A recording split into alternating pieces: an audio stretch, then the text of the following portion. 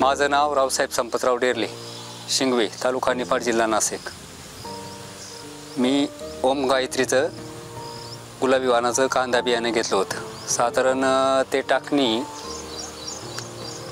आपले ऑक्टोबर एंडच्या आसपास किंवा नोव्हेंबरच्या 4-5 तारखेच्या आसपास, या म्हणलं एक्झॅक्ट तारीख नाही पण त्या हिशोबात टाकलं होतं।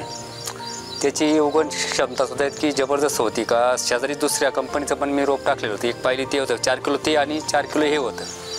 त्या उगवण क्षमतेमध्ये जवळजवळ म्हणजे त्याचं ते 80% जर जर्मिनेशन असेल तर हे जवळजवळ 50-55% आसपास शेजारीच एकच वावर होता आणि सर्व असल्यामुळं जबरदस्त फरक वाटला त्याच्यामध्ये।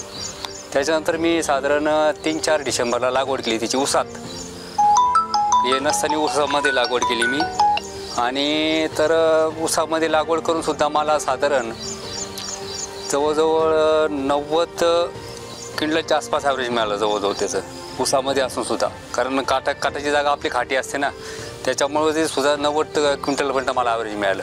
आणि आज साधारण 15 मार्चला साठवण केलेला कांदा आज साधारण घटकावर आज आपले जुलै एंड झाला आहे साधारण, तरी अजून कांद्याला धक्का नाही। आणि समस्या ते शेजारच्या याच्यामध्ये माझ्याकडे 3-4 प्रकारचे वाहनं होते त्याच्यामध्ये, पण बाकीचे आता कंपनीचं नाव कोण आपल्याला बदनामी नाही करायची कोणाची, पण मग ते पण होतं। पण त्याच्यामध्ये मला थोडासा प्रॉब्लेम आला।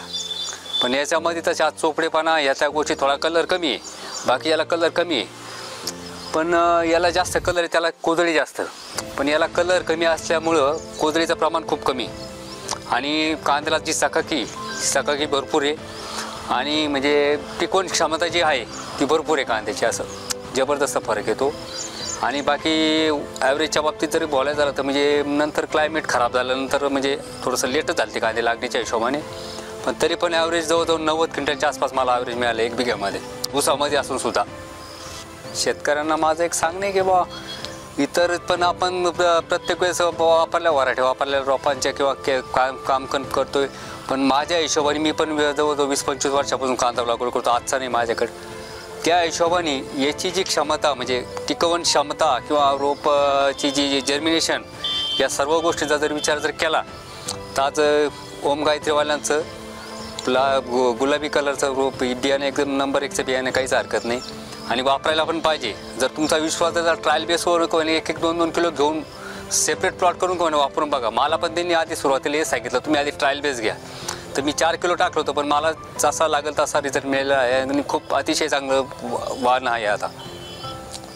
आणि त्या हिशोबाने प्रत्येकाने ट्रायल बेस करणं पण केलं पाहिजे, असं बाकी काही नाही। आणि आजची त्याची चकाकी सुद्धा कांद्याची खूप जबरदस्त, आता बाहेरून व्यवस्थित दिसत नाही आपल्याला, पण आतमध्ये गेल्यानंतर खूप हे आहे, पण त्याच्यामुळं माझं मत प्रत्येकाने हे केलं पाहिजे अशी माझी इच्छा आहे।